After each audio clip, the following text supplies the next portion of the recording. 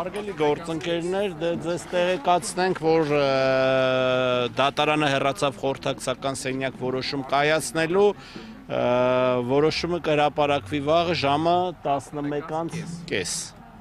Այսքանը հուսանք, որ այս անգամ գոնե արդարադատության ականատես կլինենք։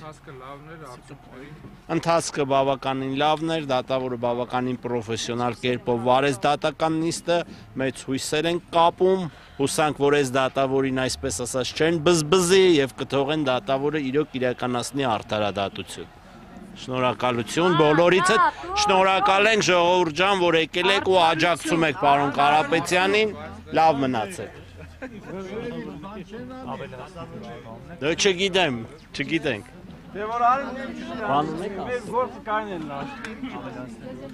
Ավելացնելու ոչինչ չունենք։ Ապրեք։ Դուք էլ ապրեք, շնորհակալ ենք։